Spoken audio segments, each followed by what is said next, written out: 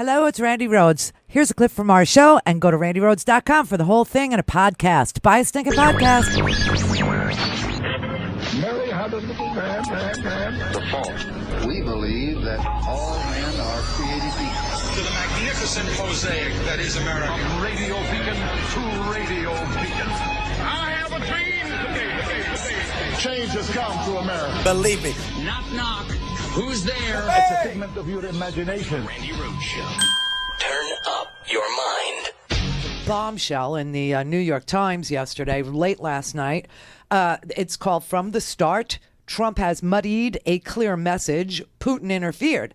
And this actually recounts what James Comey was relaying there to George Stephanopoulos, and that was that the intelligence community, it was James Clapper, it was John Brennan, it was, what's his name, Mike Rogers from cybersecurity from the NSA, that they were all in there on January 6th, and they were briefing the president and showing the president-elect, showing Donald Trump the evidence, the actual hard evidence. Now, the evidence that Trump was shown back then before he was sworn in as president included texts and emails from Russian military officers, information gotten from a human intelligence source, a top secret source close to Putin, who described to our CIA how the Kremlin not only decided to, but how they executed the campaign of hacking and disinformation,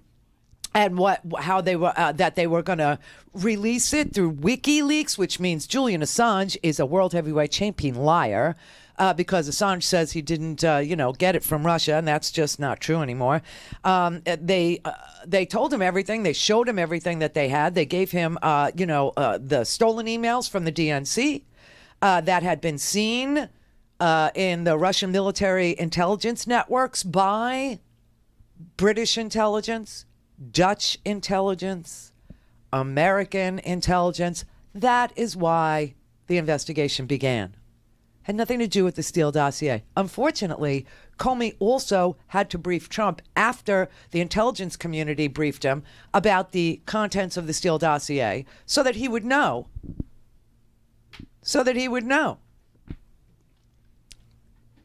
But they presented him with everything. Officers of the Russian intelligence agency, formerly known as the GRU, had plotted with groups like WikiLeaks on how to release the email. And you know what's interesting is Trump Jr.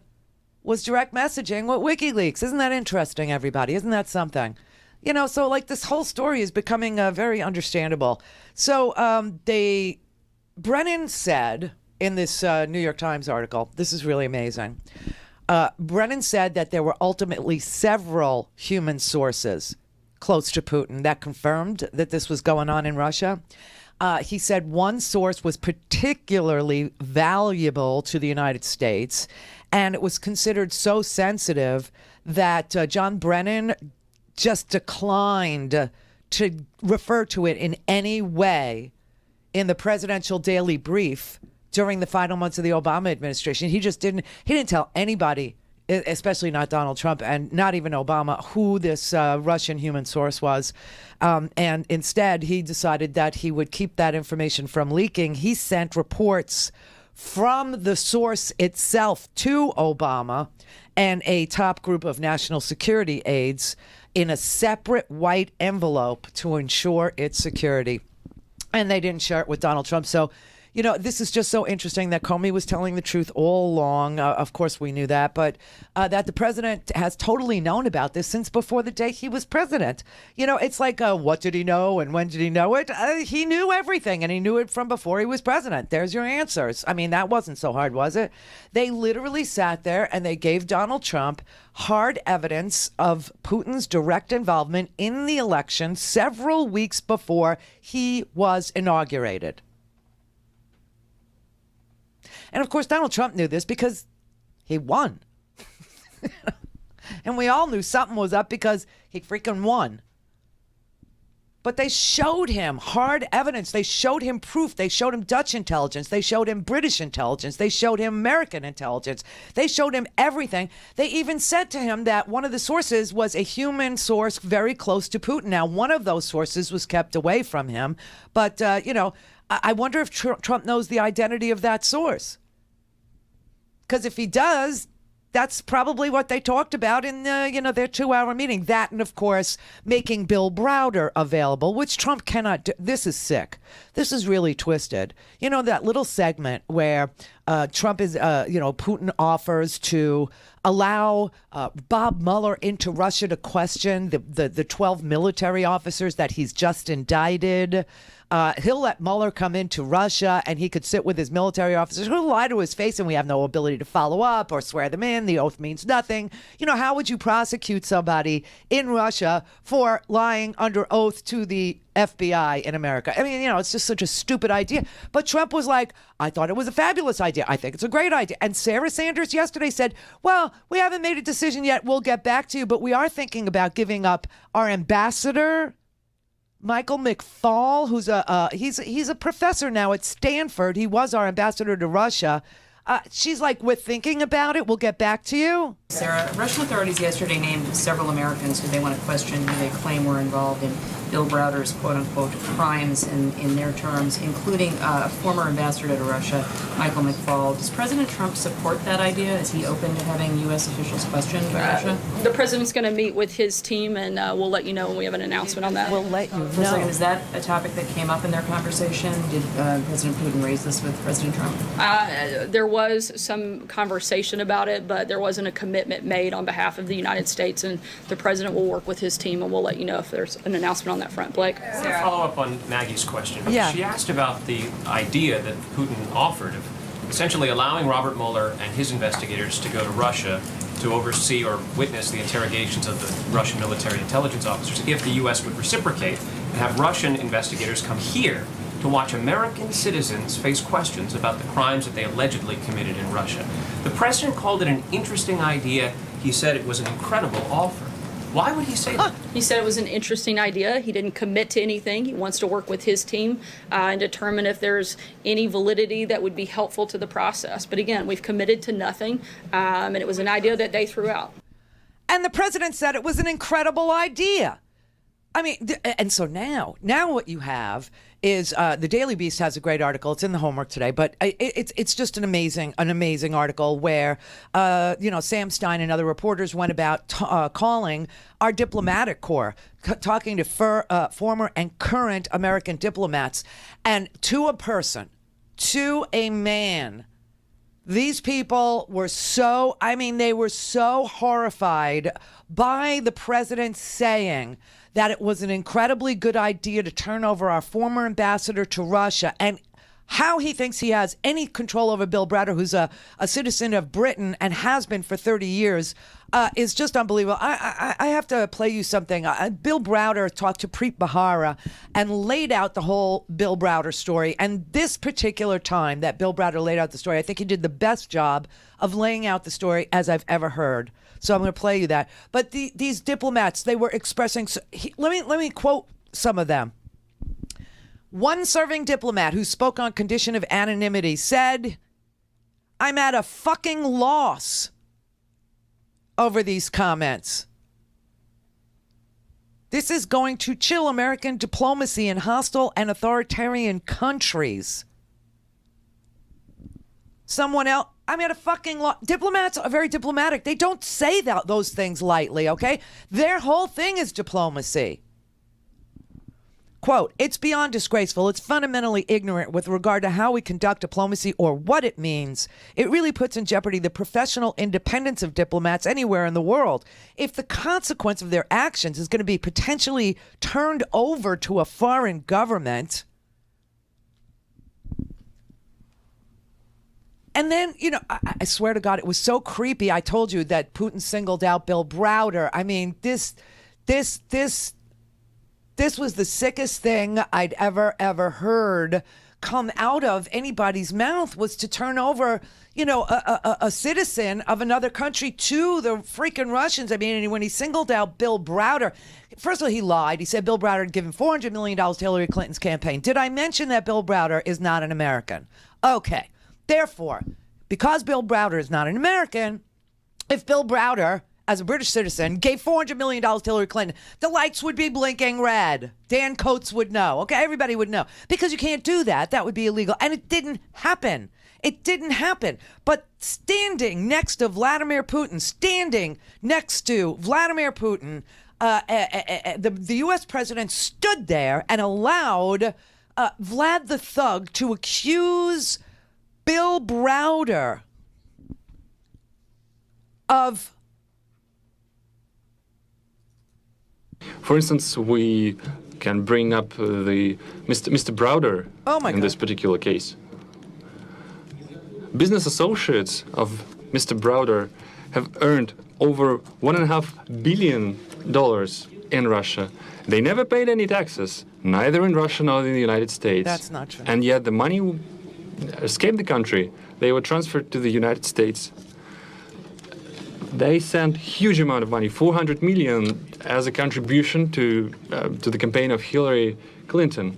Well, that's their personal case. It might have been legal, the contribution itself, but the way the money was earned was illegal. So we have a solid reason to believe that some intelligence officers accompanied and guided these transactions. So we have an interest of questioning them. But we can that could be a first step, and we can also extend it. Options abound, and they all can be found in an appropriate legal framework. And did you direct any of your officials to help him do that? Yes, I did. Yes, I did. Because he talked about bringing the U.S.-Russia relationship back to normal. I don't know what that edit is, but the question is missing. Did you... that had to do with Hillary at the end there, but it's a weird mash. But the President of the United States stood there while Vladimir Putin accused a British citizen of giving $400 million to Hillary Clinton, never paying taxes in Russia. You know, the story is exactly the opposite. Not only did Bill Browder pay $230 million in taxes, but Vladimir Putin stole that $230 million. And then Putin needed to launder it.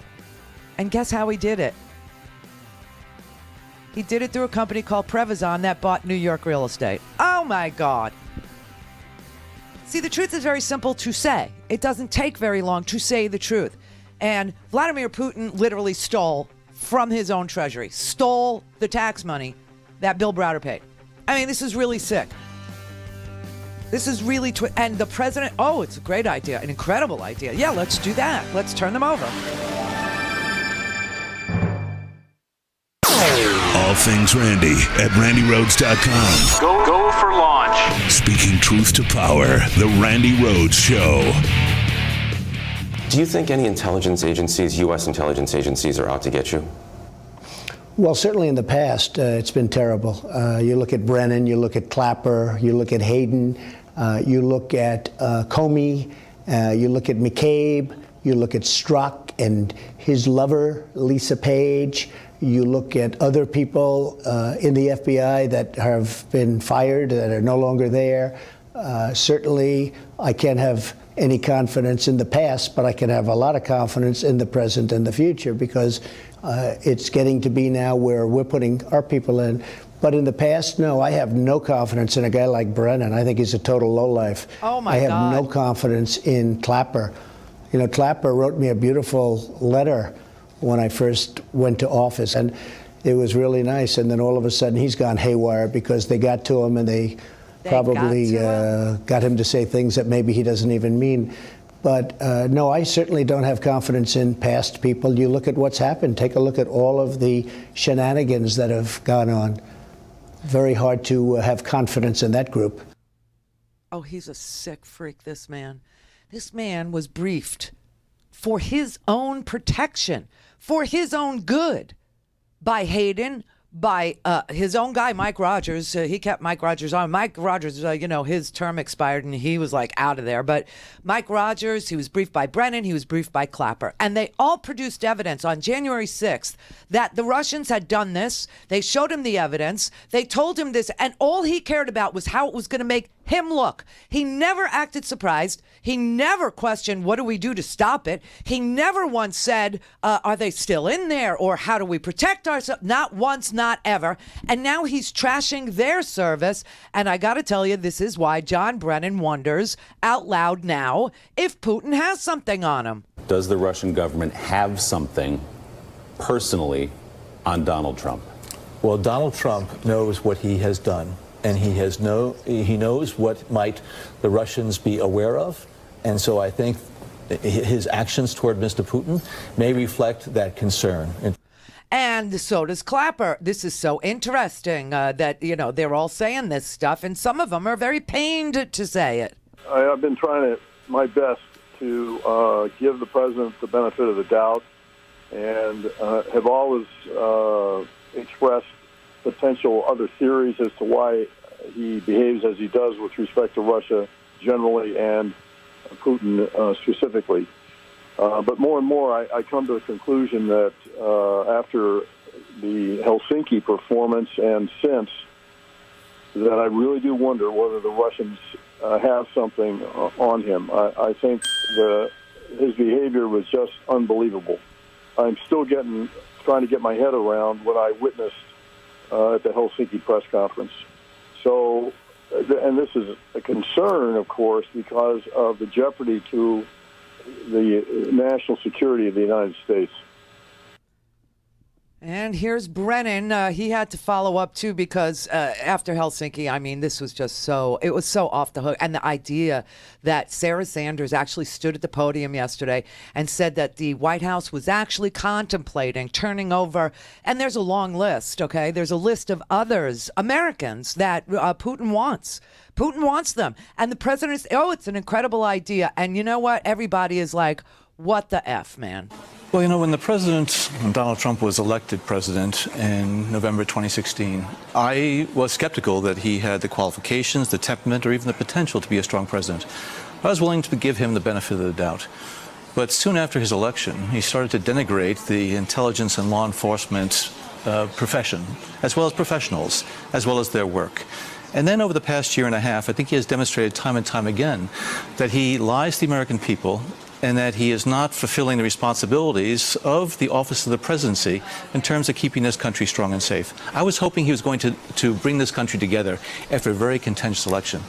And so I have been outspoken, and I have taken to the Twitter sphere. And some of my tweets, I will acknowledge, are rather shrill, if not strident. Maybe I'm just an intelligence officer, and I'm trying to ring the bell because I see all the warning signs here, especially when it comes to national security. I worked in national security in the government for close to 35 years, and on issues related to Iran and North Korea and proliferation and Russia. And when I see the types of things that Mr. Trump is doing, yes, I will speak out. I'm hoping to be able to shake quite frankly, some sense into the people around Mr. Trump and those on the Hill. Because the more that they tolerate and they make excuses for his behavior and his performance, the more they're enabling him, the more they're encouraging him to do these types of things. I don't know whether or not he can change his ways or not. And I don't know if my tweets are making any difference whatsoever. But I feel it's my personal obligation, and I'm going to stay true to my principles.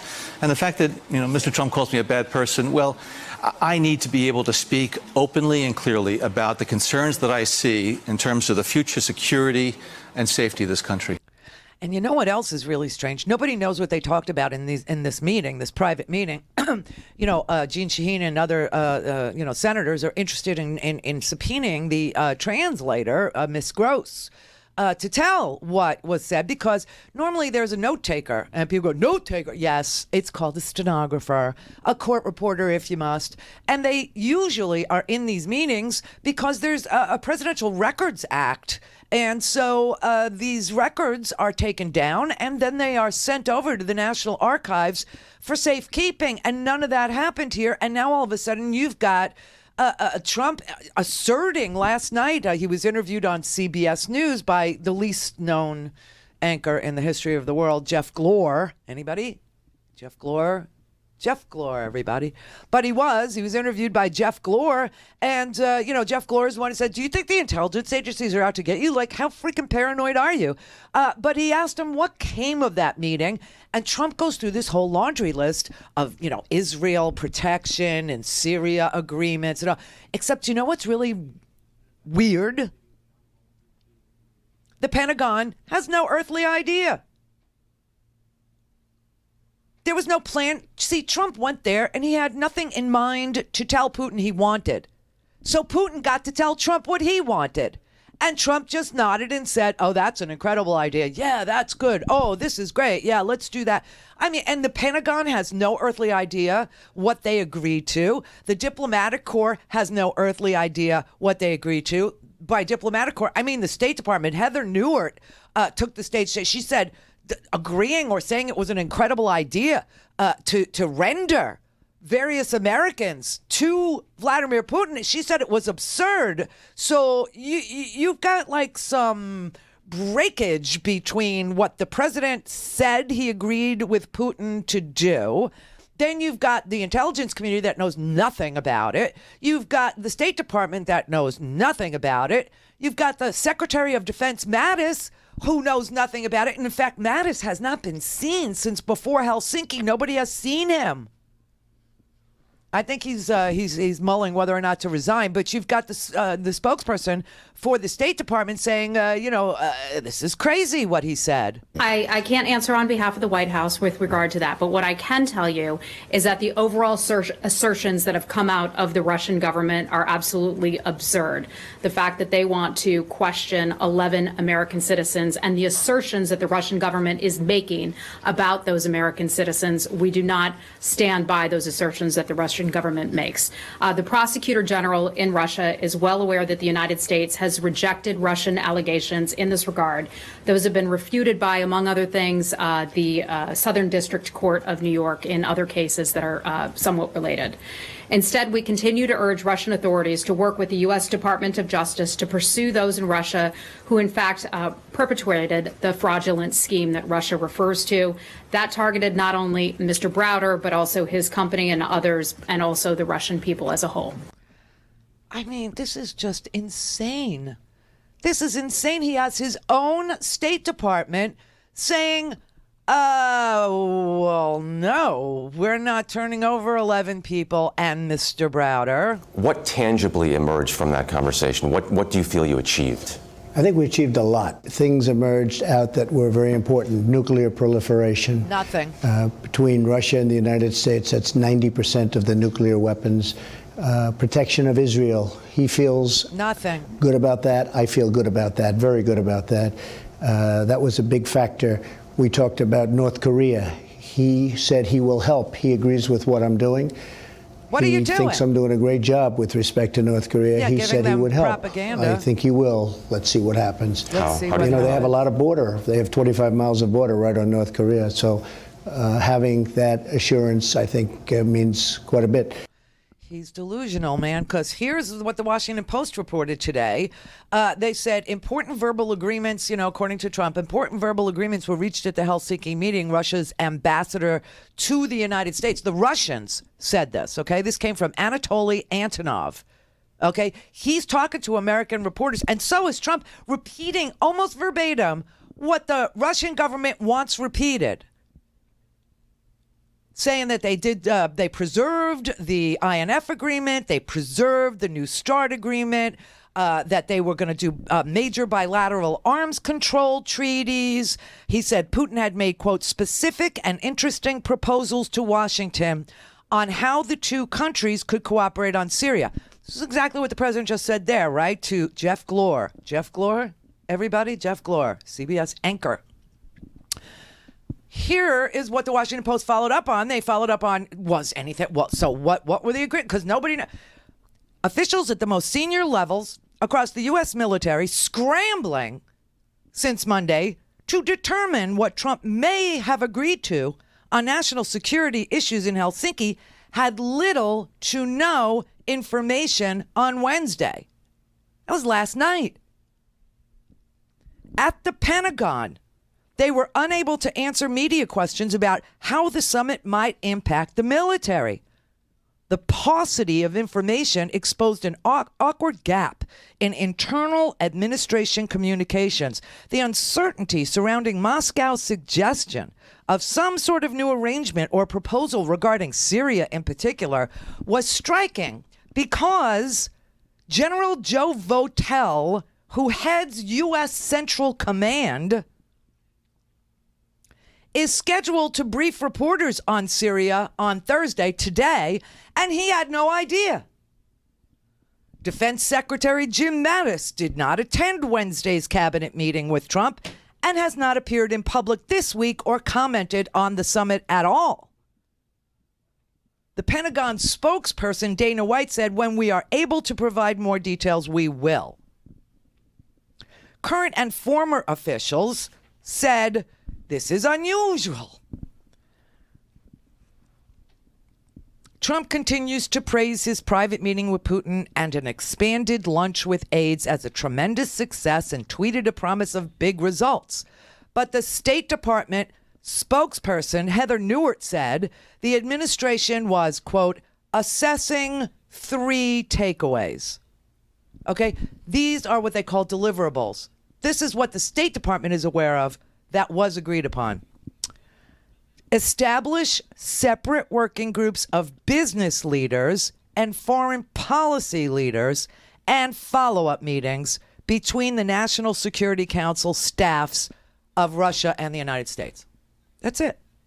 Working groups and follow-up. No specifics.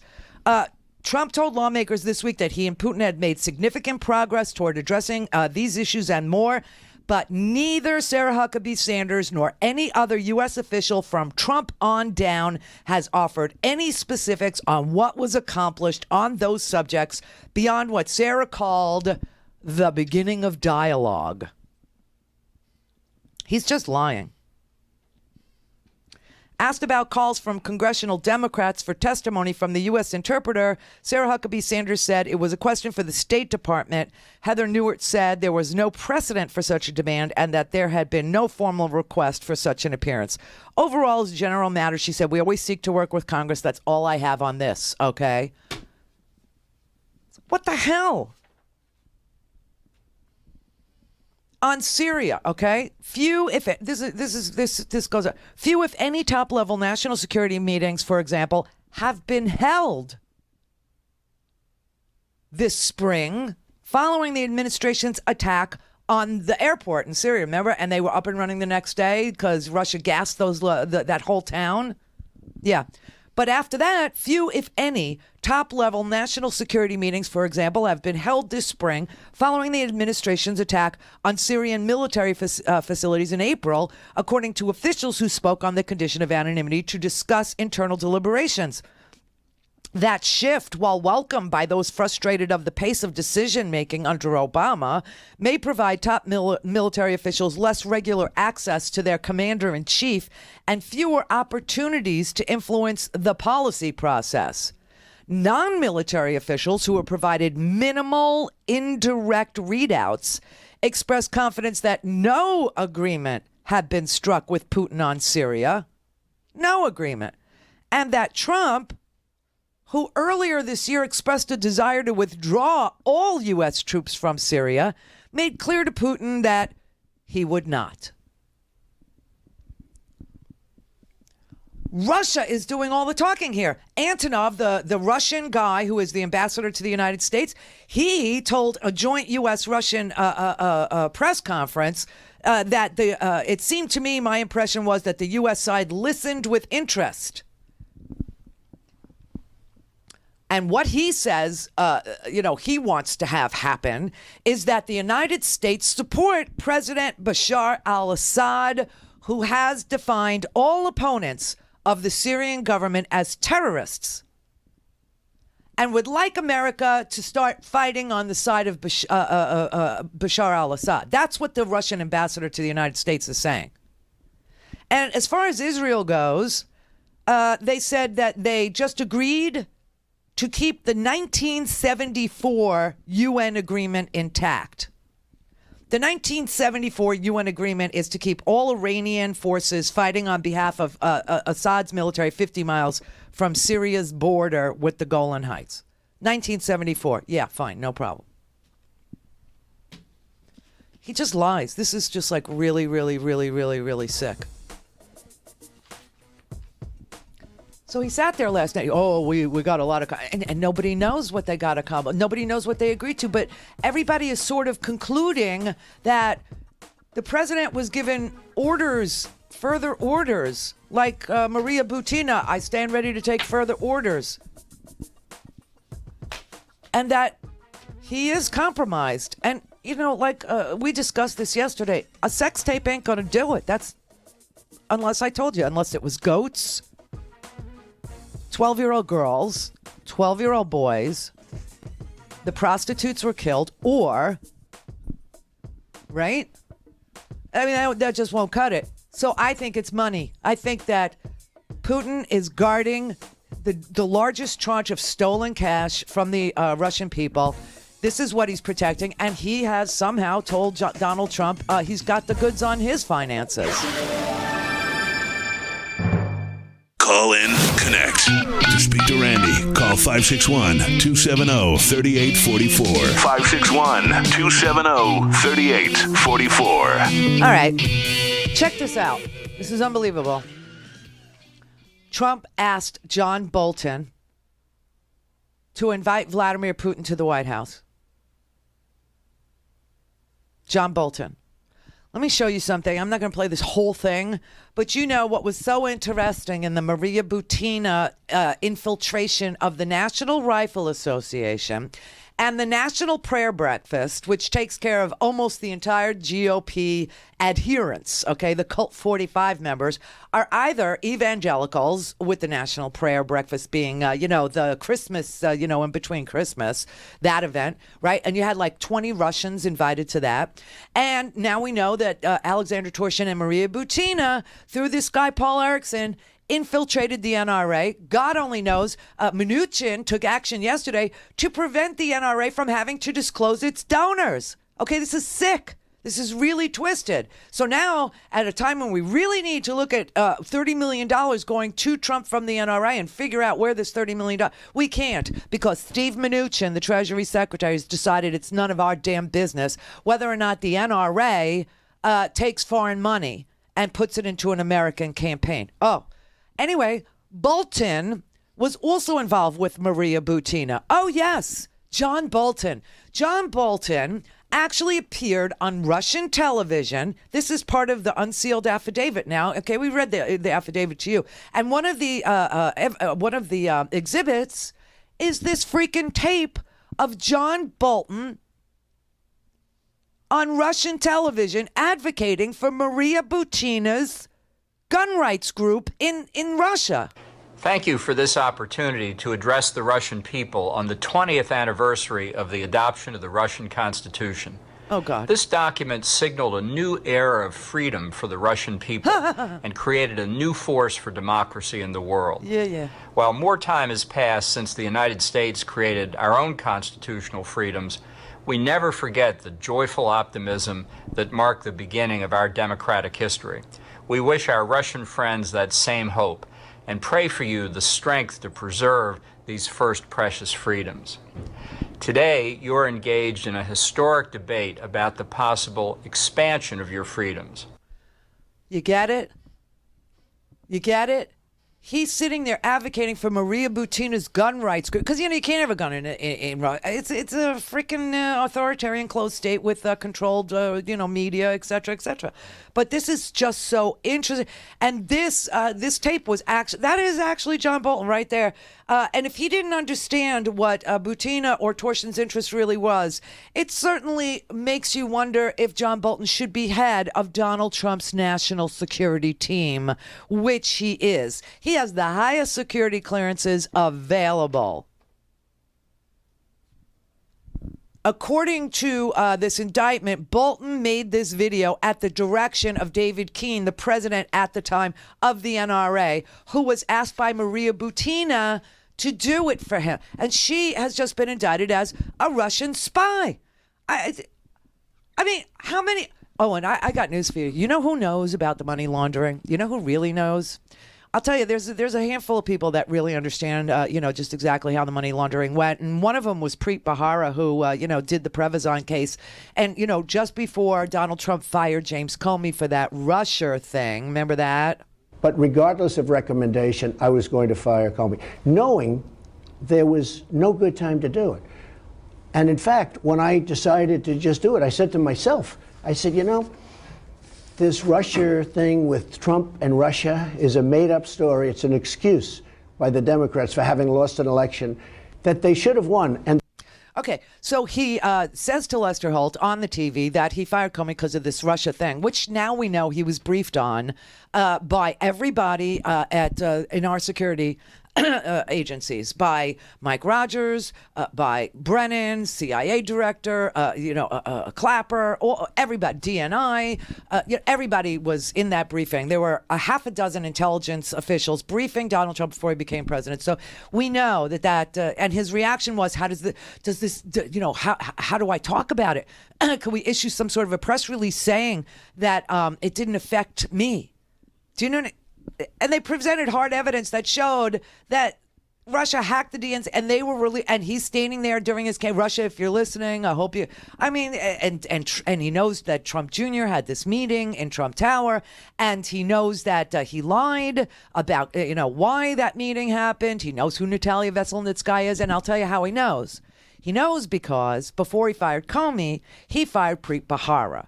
And Preet Bharara was investigating that company, Prevezon, that laundered all the money stolen from the Russian treasury. The taxes that Bill Browder paid in Russia were stolen by Vladimir Putin. And Vladimir Putin and Bill Browder's attorney exposed this.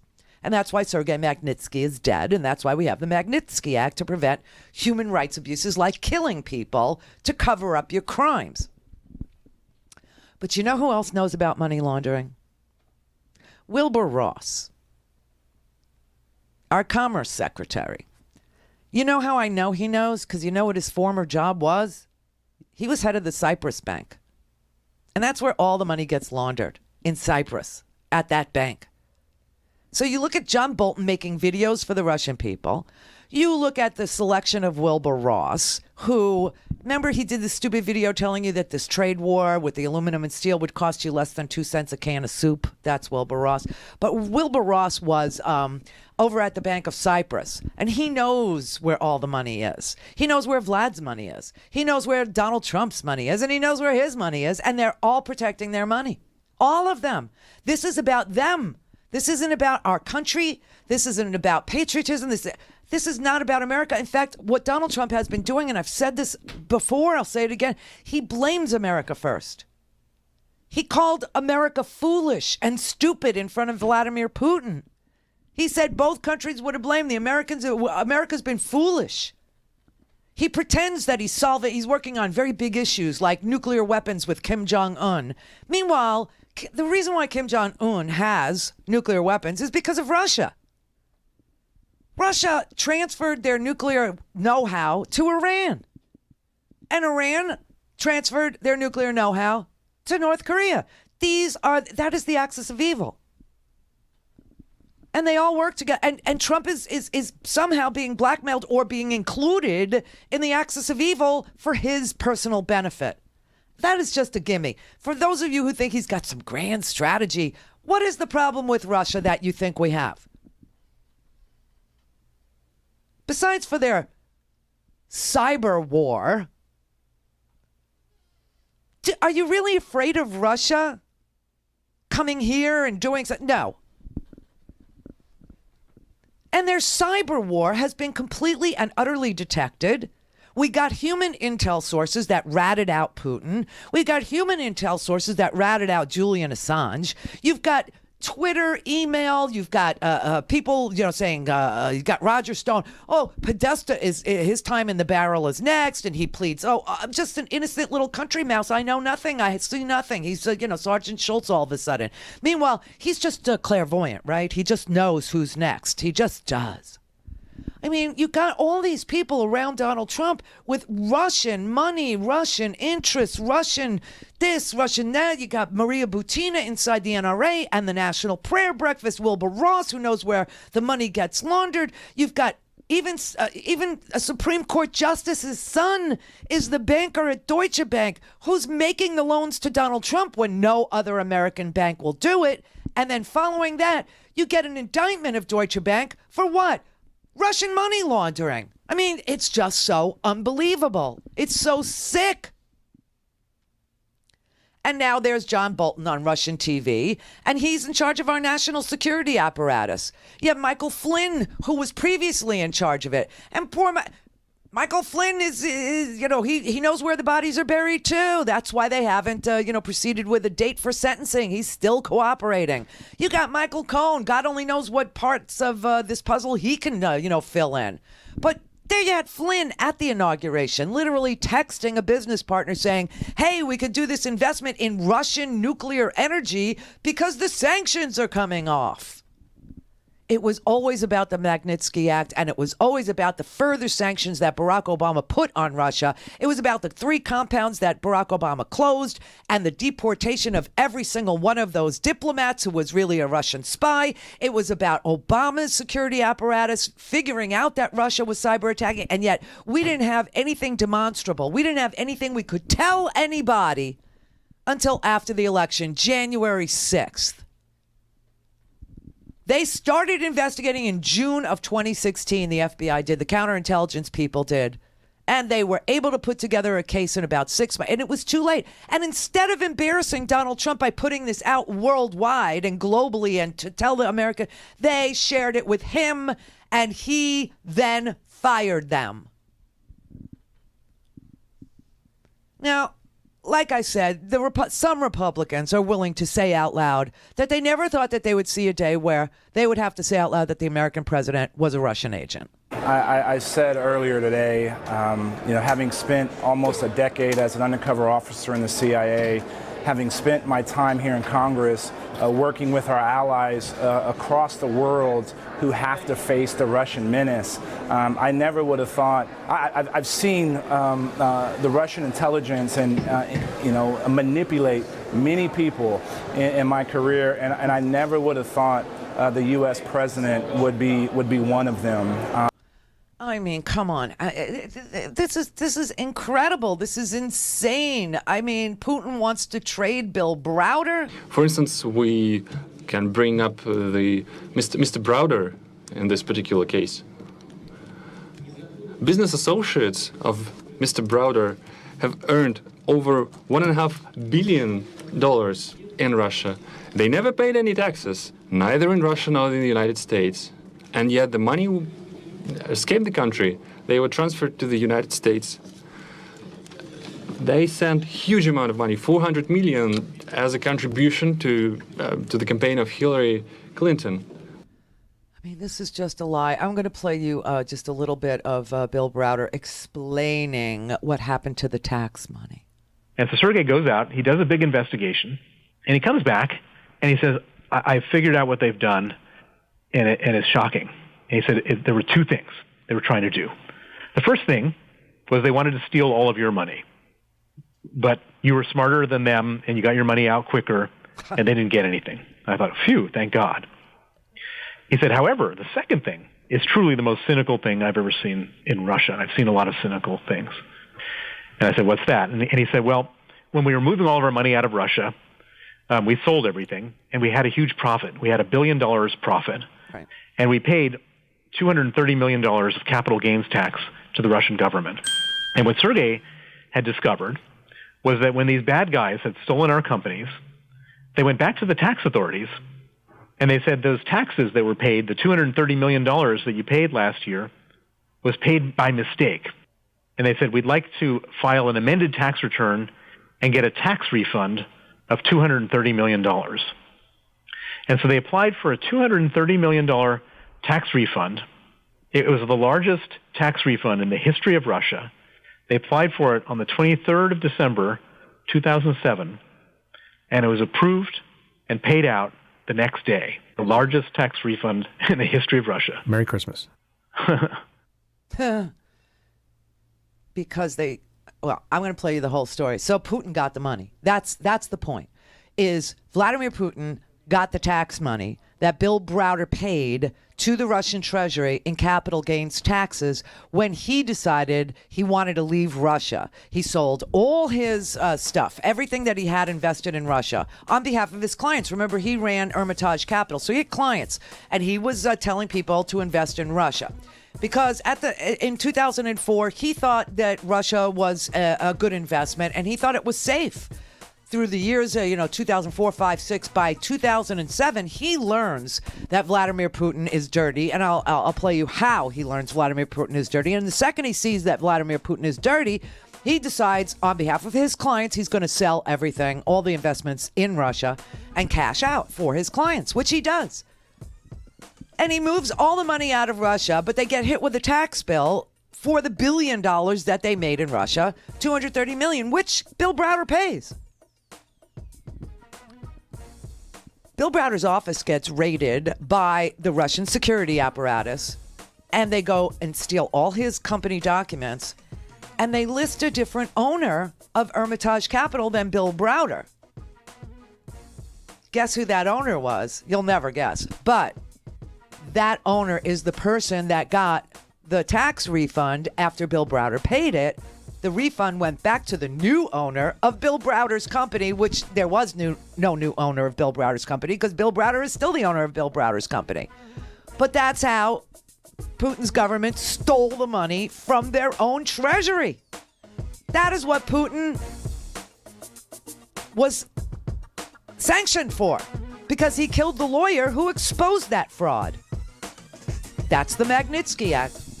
I'm going to play you this interview, and this interview was conducted by Preet Bharara. It was Preet Bharara interviewing Bill Browder. And remember, Preet Bharara was prosecuting Prevezon, and then he gets fired in March, and it's settled a month later without him. Mary had a little man. The fault. We believe that all men are created equal. To the magnificent mosaic that is America. From radio beacon to radio beacon. I have a dream today. Change has come to America. Believe it. Knock, knock. Who's there? It's a figment of your imagination. Randi Rhodes Show. Turn up your mind.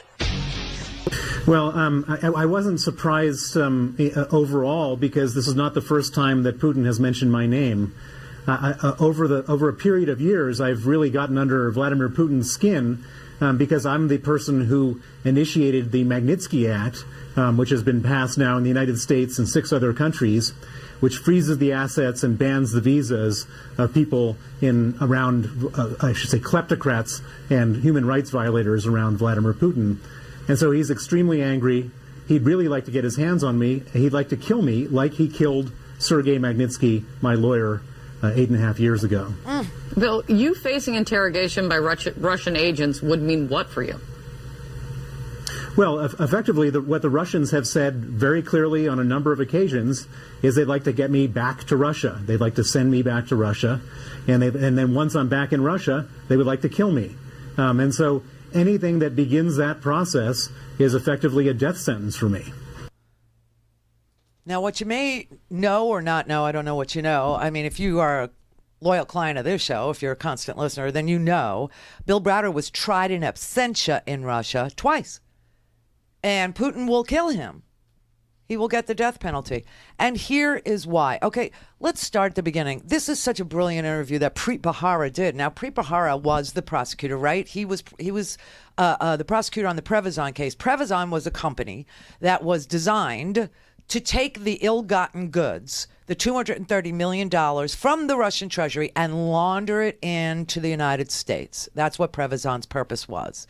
And Preet Bharara was working that case, and Preet Bharara was getting very far on that case when Preet Bharara was fired by Donald Trump because we changed presidents. And when we changed presidents, Trump was probably told by Putin to get rid of this investigation into Prevezon, because Prevezon was the cover for how Vladimir Putin was moving the money into New York real estate. New York real estate. Actually, it was, we only know one person named. His name is Lev Lviv, who owns a Pine Street development in New York City. And his stuff was frozen pending this investigation. And after Preet Bharara was fired, the acting U.S. attorney who was filling in after Preet Bharara was fired settled this case for $6 million. Natalia Veselnitskaya was the lawyer for Prevezon. Preet Bharara was our lawyer. And when he got fired, June Kim, who's now at a private law firm, he came from a private law firm, went in to replace Preet Bharara, settled the Prevezon case, and went back into private practice. Interesting, right? So here's Bill Browder explaining to Preet Bharara how Putin began, how everybody knew what Putin was up to, what they saw in Russia. Because remember, Bill Browder was very, pro investment in Russia after, Glasnost and after Reagan and after all, they thought, okay, Russia's, it's going to be a good place to invest. But before you started to do this research exposing corruption, you were quite friendly with the Putin government, were you not? Yeah. So Putin. So there was this guy Yeltsin before Putin. He had let the country get taken over by 22 oligarchs. The rest of the country was living in destitute poverty. And so at the end of the Yeltsin era, which was total chaos, I think most other people were just longing for someone to restore order. And this guy Putin shows up. And he's got this sort of face that's totally impenetrable. You don't really know what he's thinking, or it's just.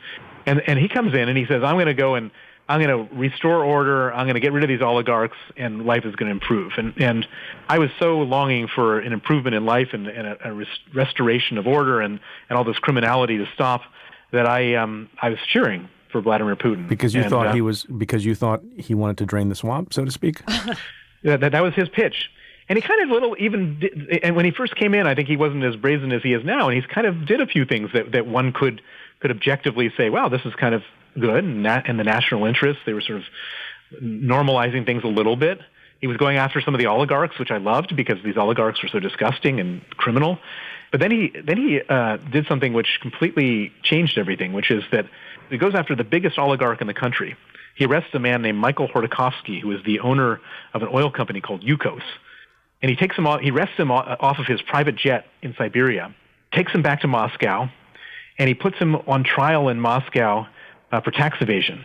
And when you're on trial in Moscow in the court, there's a 99.7% conviction rate, which means that there's no presumption of innocence. And so they stick you in a cage when you're on trial. And Putin allowed the television cameras to come into the courtroom and film Michael Khodorkovsky, the richest man in Russia, sitting in a cage. Now, imagine that you're the 17th richest oligarch in Russia. You're on your yacht. You're parked off the Hotel du Cap in Antibes. Perhaps you've just finished up with your mistress in the bedroom, and you go out to the living room, and you flick on CNN, and there you see a guy far smarter, far more powerful, far better than you, sitting in a cage. Well, what's your natural reaction going to be? More vodka. One by one, these guys went back to Putin, and in the fall of 2004, they said, "Vladimir, what do we have to do to not sit in that cage?" And he said, very calmly, 50%. He made a deal. And he made a deal, and not 50% for the Russian government or the presidential administration of Russia, 50% for Vladimir Putin. That's how it started.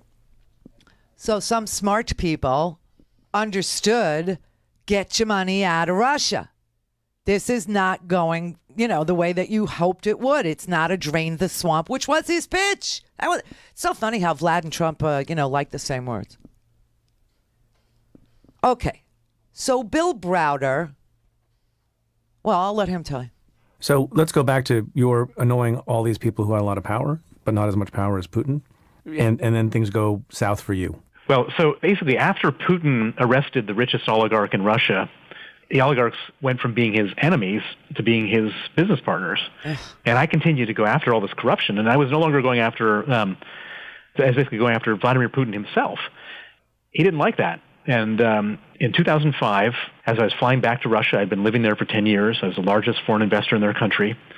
I was at Sheremetyevo 2 airport, arriving in from a flight from London. I go into the VIP lounge. I sit down. I expect it to be a 2-minute affair with getting my passport approved. I'm waiting there for an hour. And then in walks 4 heavily armed border guards. They come straight towards me. They grab me.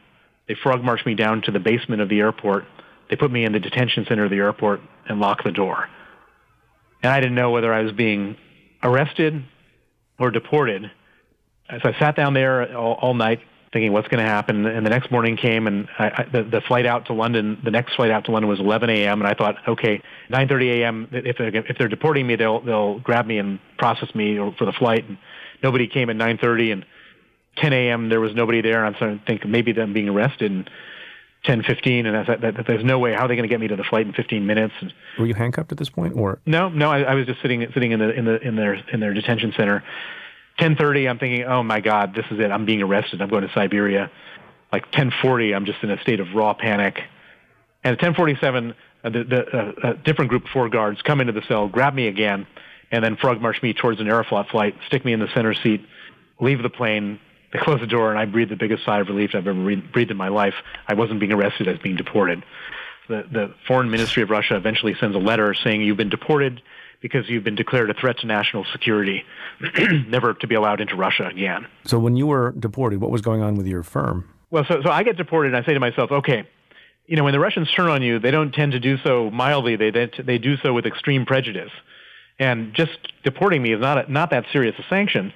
So I look around and I say, well, okay, what else could they do? Well, there's 2 things they could do. They could seize all the assets, and we had a hell of a lot of assets in Russia, or they could arrest my people. So I evacuate my staff. I take everybody and their families out of Russia. I bring them to London. And then I say to them, let's get our money out. And we quickly and quietly sold every last share we held in Russia and got our money out safe. Okay, so that's how Bill Browder got his money out. And you know what's so interesting, because Bill Browder has spoken to us too and told us that the only way that he was able to get his money out is because Putin's people were so second rate. They were so lazy. They're so spoiled. They're so inept that Browder got his money out before Putin got hip to the fact that he was moving $1 billion, right? Well, finally, Putin gets hip to the fact that he moved $1 billion. We got our money out, got all the money out, got our people out. Everyone was safe. All the money is safe. Clients are happy. Thank you very much. End of story with Russia. I started going on to invest in other parts of the world, and I thought that was the end of Russia. Do you have any doubt in your mind that all this bad stuff that happened to you and your deportation was personally directed by Vladimir Putin? I have no doubt in my mind. And why do you say that? Well, I've learned a lot about Vladimir Putin in the last 12 years since I was deported, and he is a first-rate criminal. We haven't gotten to what they did next, but when you hear what they did next, and you'll see Vladimir Putin's involvement, you'll understand that he was like deeply entrenched in this whole thing. So you then could have lived happily ever after? I intended to live happily ever after, and I planned to live happily ever after, but it didn't work out that way. So I was expelled in November of 2005, and I'm doing some new stuff. And in June of 2007, and I should point out one thing. I kept an office in Moscow. I had prepaid my rent, and so I thought, let's just keep the office so maybe one day this thing blows over and I can go back. So I kept a little office in Moscow. There was a secretary there, and on June 4th, 2007, I get a call from the secretary in Moscow, and she in hysterics. She said, "Bill, there's 25 police officers here raiding the office. And what should I do?" And I said, "I don't know. Let me call our lawyer in Moscow." So I got this lawyer, a guy named Jameson Firestone. So I call up Jameson, and I say, "Jameson, we've got some people raiding our office. What should I do?" And he sounded pretty harried. He said, "I'm not sure. I don't know. I've got 25 more officers raiding my office here, looking for your documents." And then the next thing we know, using the documents seized by the police, the companies had been fraudulently re-registered out of our name into the name of a man who had been convicted of murder and let out of jail early by the police, presumably to put his name on these documents. Wow. I was horrified. Right. And I was horrified not because I was going to lose any money because we didn't have any money in these companies, but I was horrified because if the police were working with murderers, opening up criminal cases against me and raiding our offices, God knows what else they're going to do to me. And so I needed to stop this whole thing and find a way of fixing it. And so I looked around to try to find the smartest lawyer I could find in Russia. And I found him. It was a young man. He was 35 at the time. His name was Sergei Magnitsky. Sergei Magnitsky worked for an American law firm, and he was one of these guys who could do 10 things in the time it takes other people to do one. He was just a genius. And I said to Sergei, go out and figure out what's going on here, why they're doing it, and how we stop it. Okay. You with him? You understand? So here's what happened. And so Sergei goes out, he does a big investigation, and he comes back, and he says, I figured out what they've done, and it's shocking. And he said there were two things they were trying to do. The first thing was they wanted to steal all of your money. But you were smarter than them, and you got your money out quicker, and they didn't get anything. I thought, phew, thank God. He said, however, the second thing is truly the most cynical thing I've ever seen in Russia. I've seen a lot of cynical things. And I said, what's that? And he said, well, when we were moving all of our money out of Russia, we sold everything, and we had a huge profit. We had $1 billion profit, and we paid $230 million of capital gains tax to the Russian government. And what Sergei had discovered was that when these bad guys had stolen our companies, they went back to the tax authorities, and they said those taxes that were paid, the $230 million that you paid last year, was paid by mistake. And they said, we'd like to file an amended tax return and get a tax refund of $230 million. For a murderer. And so they applied for a $230 million tax refund. It was the largest tax refund in the history of Russia. They applied for it on the 23rd of December, 2007, and it was approved and paid out the next day. The largest tax refund in the history of Russia. Merry Christmas. And that's the story. And that's why Putin stood on a stage, and the American president should be, he's got to go. Stood on the stage next to Vladimir Putin, who had the absolute audacity to propose trading Bill Browder for Robert Mueller's opportunity to interview the 12 Russian intelligence officers who systematically hacked our election, engaged in an influence campaign, and currently is engaged in an attack on our infrastructure. Looks like power grids to me, from everything I read last night and this morning. Power grids are the thing that are next in the sights of Vladimir Putin to be targeted. And you have an American president who's, he stood next to the man who did this and killed Bill Browder's attorney and managed to fight corruption to the point where at least 12 nations have adopted Magnitsky Acts, which prohibit human rights abusers in Russia from doing business with their countries, 12 countries, and we're one of them. And the president knows this and stood next to Vladimir Putin while Vladimir Putin said, well, you could give us Bill Browder. For instance, we can bring up the Mr. Browder in this particular case.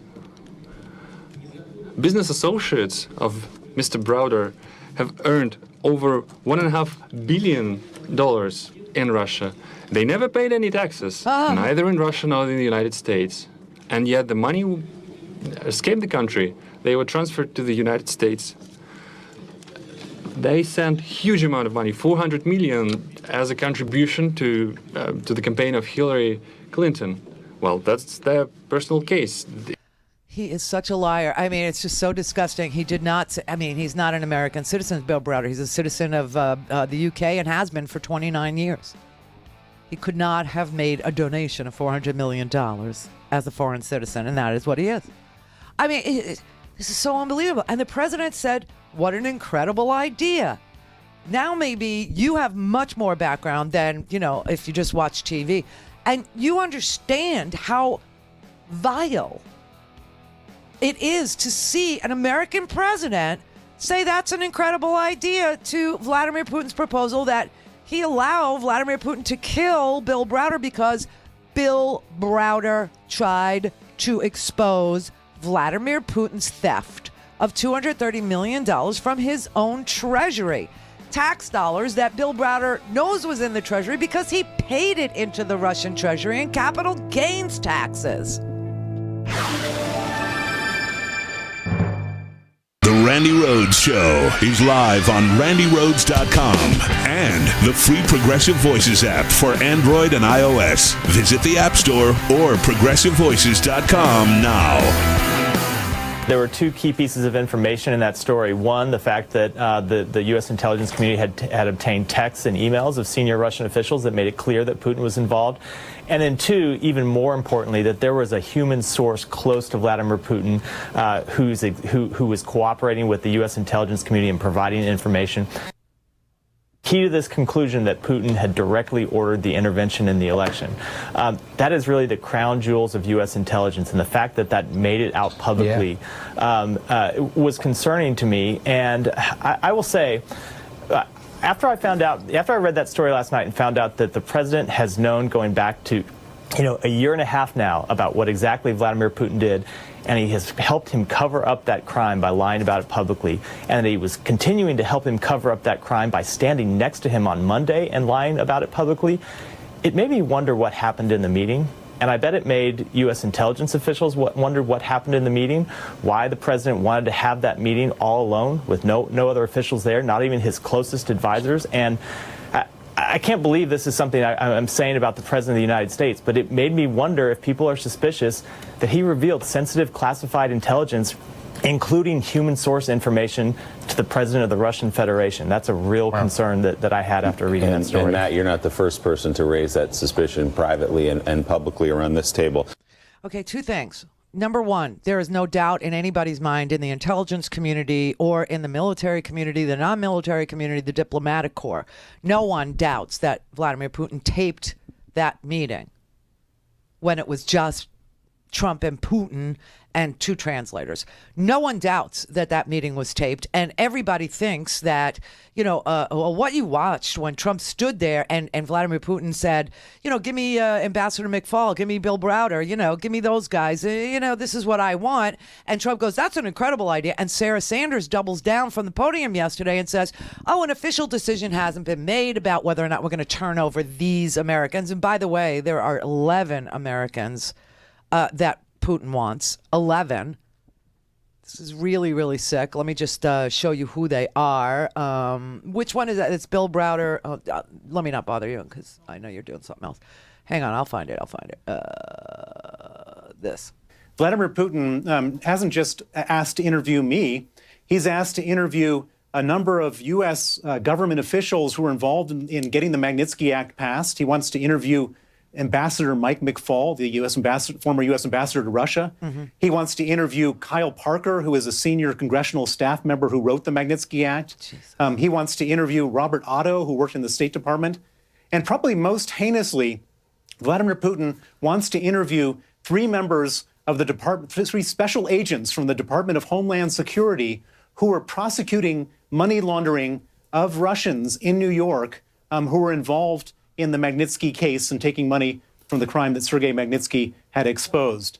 And so, the whole thing is as corrupt as you could possibly be, that the fact that the people who passed the Magnitsky Act and the people who are investigating money laundering are being targeted to be interviewed, and the President of the United States says that's an interesting idea.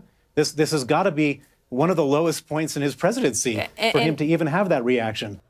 It is really, really, really, really, nobody's ever shown any evidence of collusion. There's no, that Helsinki meeting was collusion.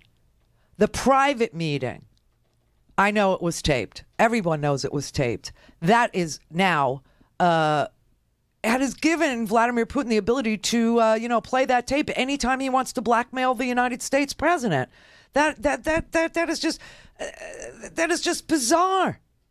And, Matt Miller, the previous clip that you saw, Matt Miller this morning, Matt Miller is he writes for the New York Times. He writes columns, and he writes for Think Progress, and he's an MSNBC analyst. But Matt Miller says, it made me think about whether or not the president gave any classified information. We know the president gives classified information to the Russians because this isn't the first time that Trump has met with Russians. Right after he fired James Comey, he did not again have any American in the room. No note taker, no court reporter, no stenographer, and the White House has somebody She actually wrote a book. It's called Sitting in the Corner in the Oval, or Sitting in the Oval in the Corner. Like, that old joke, put them in a round room and tell them to sit in the corner. So that's the name of her book, and it's all about being the White House stenographer and how, you get security clearance and all this, and you keep the record, the presidential record of everything that goes on, and you file it with the archives, with the National Archives, so that there's a record for posterity. It could be sealed. It doesn't have to be an open record, but there is a record. Well, when Trump first fired Comey, when he first did this, the next visitors the next day to the Oval Office was Sergei Lavrov and Sergei Kislyak. There's a lot of Sergeys. Okay? And the two Serges surged into the Oval Office, right? And the president did not have a stenographer present. He kicked out the stenographer, and so that he could talk to them privately. And it turned out that they got intel from the president that day. And we know this because it came from Israeli intelligence. And they were fuming. They were livid that Trump gave away sensitive Israeli intelligence, and it probably had to do with Syria. And that's why Trump says, oh, yeah, and, he's good. We talked about Israel, and he's good with it, and I'm good. It's a 1974 agreement that got brought up and said you need to stay 50 miles away, whatever. I mean, this is such happy horse duty, okay? Because that's what the Israelis were pissed at. That's what Benjamin Netanyahu was pissed at Trump. And they're old friends. They go like 100 years back, the two of them. So you know that Trump has no problem giving away classified information because he's done it before to the Russians. So can you imagine what he told Putin in private in I'm sure a taped meeting? No one doubts it was taped. So Chris Wray, they're having the Aspen Institute, Intelligence Summit, and everybody's running out to Aspen, and they're all, being interviewed. And Lester Holt interviewed Chris Wray, our current head of the FBI, and he asked Chris Wray, would he, as the FBI director, allow for Russians to interview Americans? Well, the offer was made by Mr. Putin himself to allow U.S. agents to travel to Russia and to observe the questioning of suspects.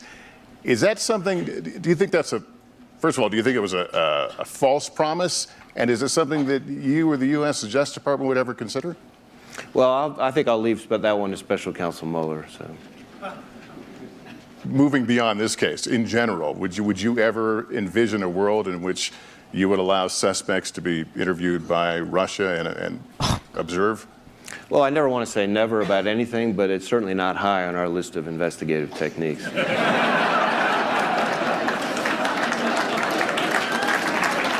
There has also been the suggestion from Putin that he would want to come interview Americans. Is that something that you would support?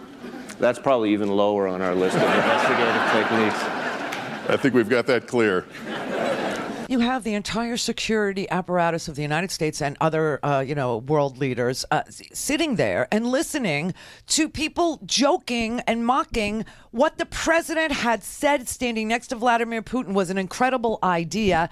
And then, just in case you say, oh, well, maybe he didn't understand. Sarah Sanders was asked yesterday whether or not that was a real idea. Sarah, Russian authorities yesterday named several Americans who they want to question, who they claim were involved in Bill Browder's quote-unquote crimes in their terms, including a former ambassador to Russia, Michael McFaul. Does President Trump support that idea? Is he open to having U.S. officials questioned by Russia? The president's going to meet with his team, and we'll let you know when we have an announcement on that.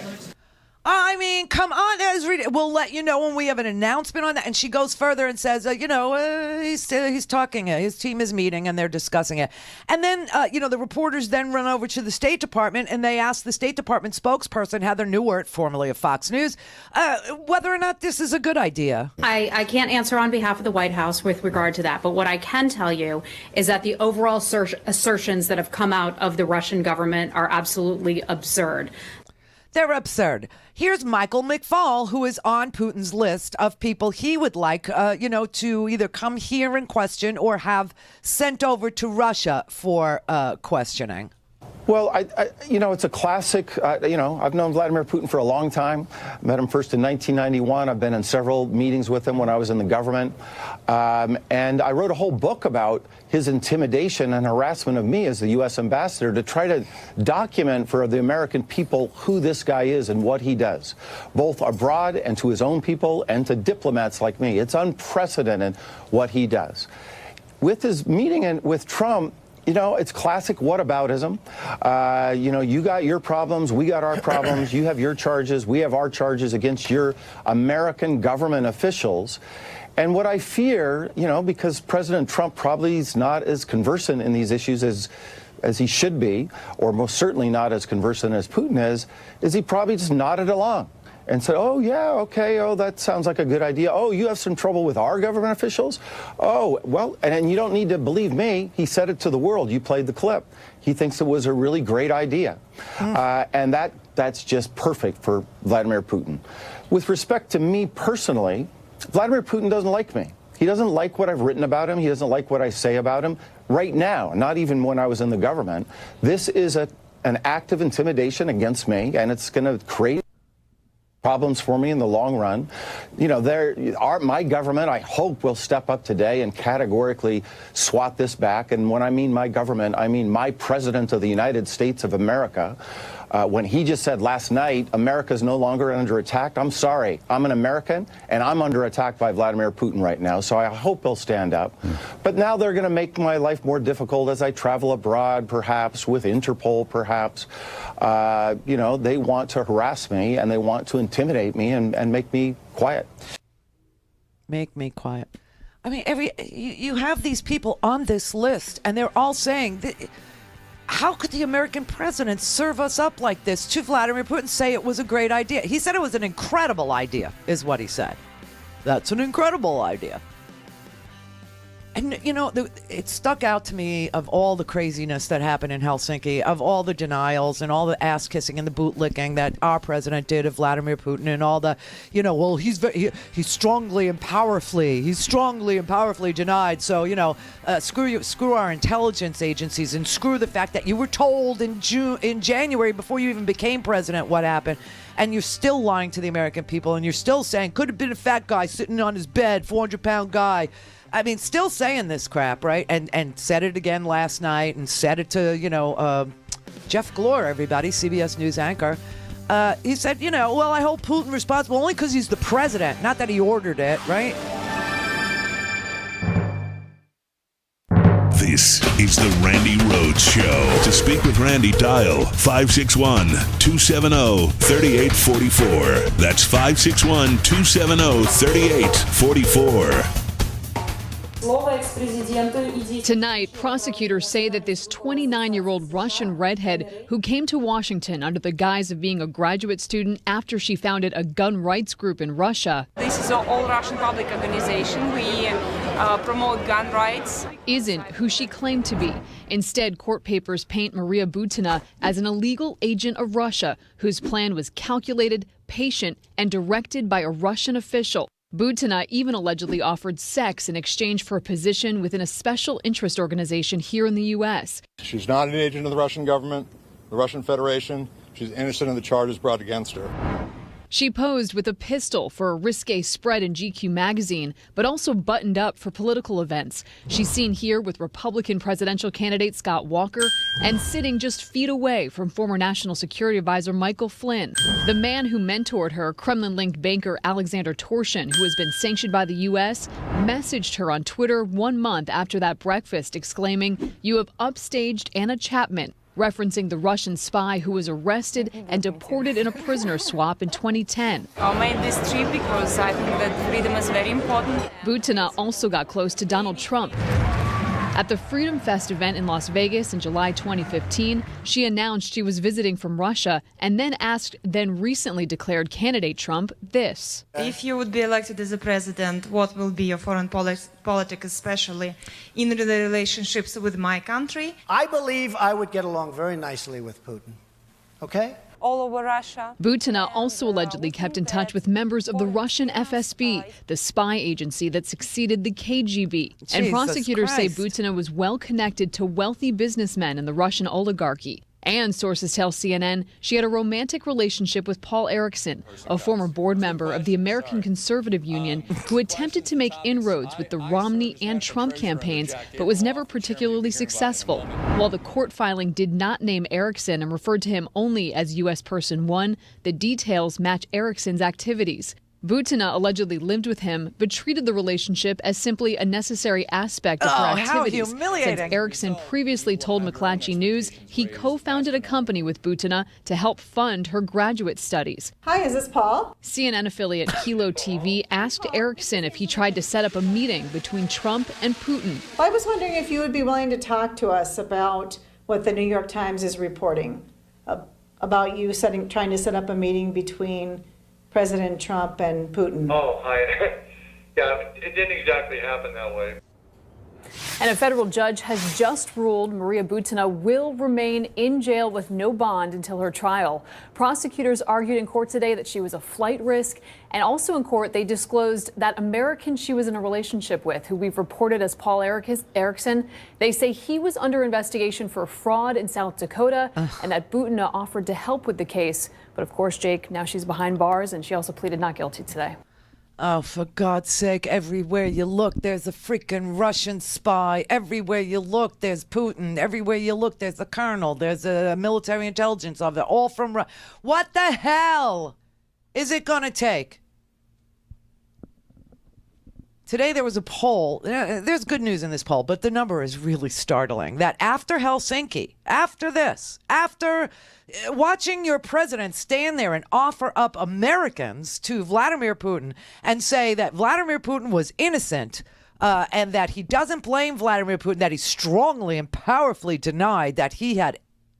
I mean, let's stop calling it meddling. That word just does not represent an act of war, which is what it's cyber war that was conducted on our elections by, yes, a foreign adversary. And how do we know that Russia is a foreign adversary? Because they list the United States as their number one enemy. Do you know that?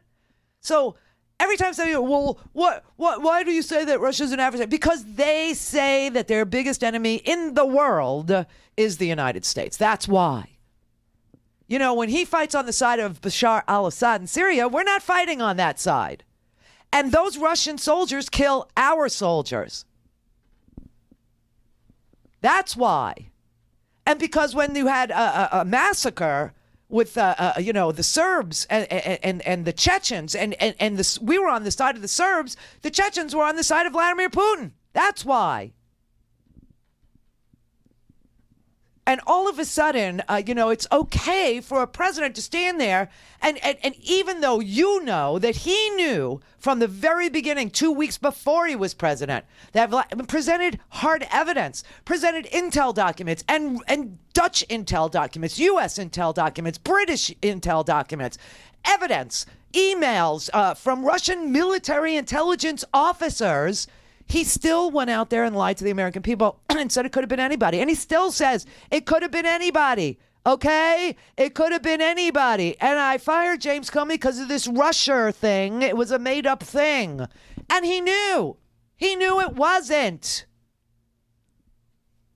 And now he goes into a private meeting with Vladimir Putin. He's obviously been taped by Vladimir Putin. And now we have an American president who is completely and utterly blackmailable by our adversary.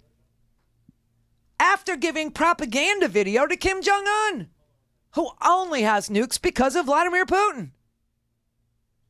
And the Iranians, with whom we entered into a nuclear non-proliferation deal. And we had inspections. Trust but verify. We were doing that. And Trump ripped it up. Because Iran is aligned with Putin. The one nuclear non-proliferation agreement we had. That was a miracle, by the way, that got done. Thank you, John Kerry. Thank you, President Obama. And then idiot boy comes in and rips it up for no damn good reason. And now you got this Butina thing on top of all this. And here surfaces a video of John Bolton, who just invited, at the behest of Trump, Vladimir Putin to the White House on Russian television, advocating for Maria Butina. Thank you for this opportunity to address the Russian people on the 20th anniversary of the adoption of the Russian Constitution, constitutional freedoms. We never forget the joyful optimism that marked the beginning of our democratic history. We wish our Russian friends that same hope and pray for you the strength to preserve these first precious freedoms. Today, you're engaged in a historic debate about the possible expansion of your freedoms.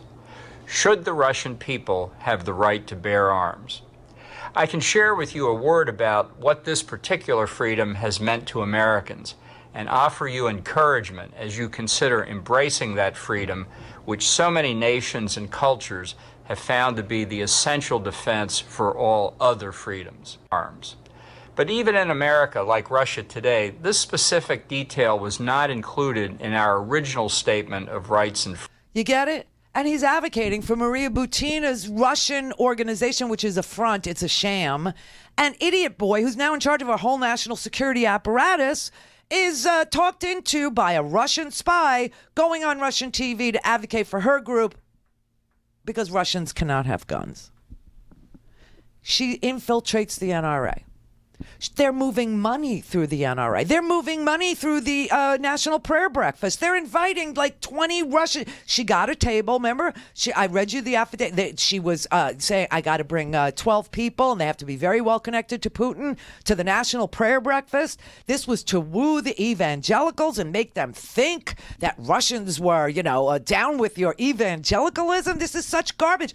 And that Russians were down with your Second Amendment freedoms, and on and gets our whole government to open the candy store. She gets lists of the most important people in our government, and she's allowed to offer them sex. She's allowed to meet with them, and she get Dana Rohraback, others, and she's allowed to, just prance freely throughout our political apparatus and make deals. And they had nothing to do with bringing the right to bear arms to Russian citizens, trust me, because Putin would never, ever. So he just let her come here to do this, and she was getting orders from them because Torshin is a senator in the Duma.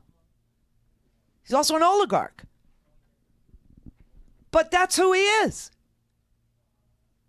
Just so that they could buy Donald Trump, so that they could purchase him with dark money in the NRA and in evangelical groups, through the organization of the prayer breakfast, right?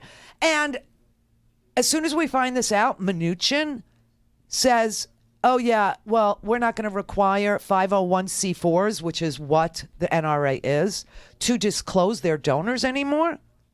And, like I said yesterday, there's a difference between a 501c3, which is a pure not-for-profit, which doesn't get involved in politics at all. It just does really good things, like it could be the Red Cross, or it could be St. Jude's, or it could be, like that. No, but 501c4s, they aren't tax deductible. Like a donation to them is not tax deductible because they're allowed to be political. So that's what the NRA is. It's a 501c4. And we always required disclosure because they were going to be in political life. They were going to run ads, and they were going to advocate, and they were going to lobby, and they were going to pressure, and they were going to, blackmail basically the entire GOP with, their commercials and their money if they ever said, having an Uzi when you're 3-year-old is a bad thing.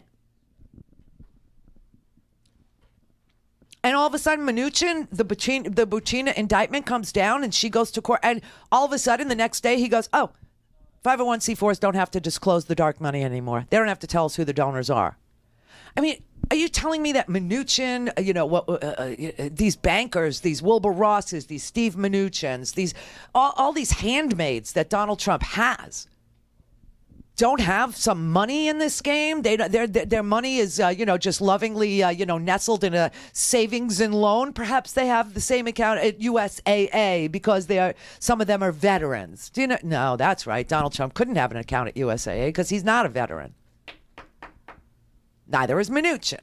I don't know about Wilbur Ross. He's so old and pasty and crotchety. But all these people, the Bank of Cyprus. This is who this is who's in charge of in the cabinet. Steve Mnuchin. I mean, this is the sickest thing. And that the poll today. Here's where I started. The poll today shows that 68% of Republicans after Helsinki think Donald Trump has like some master plan, like he's hypnotizing Putin to, bend to his wishes. They think it's like, some genius move that he was kissing Putin's ass in public around the, Let me just put to rest that notion. If Trump wanted the wind at his back when he dealt with Putin, if he really wanted gravitas, as they say, with Putin, he really wanted to persuade Putin, he wouldn't have trashed NATO ahead of going to see Putin. He would have had NATO charmed and NATO with him and NATO firmly behind him. And then he could have made some sort of a demand of Putin to stop meddling in our elections, to stop hacking us, to get out of our electric grid, okay? To stop the lights from blinking red. But he didn't do that, did he? So there goes your theory. And when NATO said, when NATO agreed in 2014 under Barack Obama to up their own defense spending, and that's what NATO is, when they say 2%, they mean 2% of each country's own defense spending for their own defense. Okay? And the countries, even Montenegro does the 2%, right? Because Obama got a commitment. And they have, every one of the 29 NATO countries is increasing their defense spending for their own protection. And Donald Trump goes out there and lies and says they're not doing it. They are doing it. But when it was time to sign a piece of paper, he wouldn't sign it because now he said he wanted 4%. Now, why did he do that? He did that to piss them. He did that to please Putin because Putin wants NATO ended, because NATO is the natural block on Russian expansion. And I'm telling you, the next thing Russia is going to do is invade one of its neighbors. And because, thanks for calling me a hack, Tucker, on your show last night. Appreciate that. You want to talk hack? Oh, God, at least I don't wear a bow tie. And at least I have enough faith in my ability to work for my own damn self and not go to meetings with sexual molesters and kiss their ass like Bill O'Reilly and Bill Shine, who covers it all up, while my colleagues are being molested like Gretchen Carlson and all the other women. You want to talk hack, you better stick to me. But honest to God, man, something really, really ugly has happened. Russia, I believe, has gotten themselves a double agent to be the president of the United States. They picked a man whose entire care in the world, his entire concern in the world is not even for his children, it's for himself. Certainly cannot be for his country.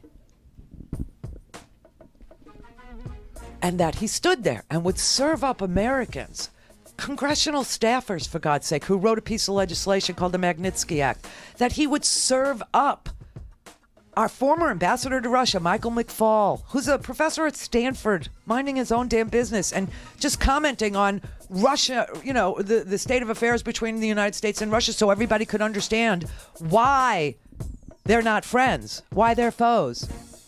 And right after a cyber attack, and an ongoing cyber attack into our electric grid now, that's the only explanation I have.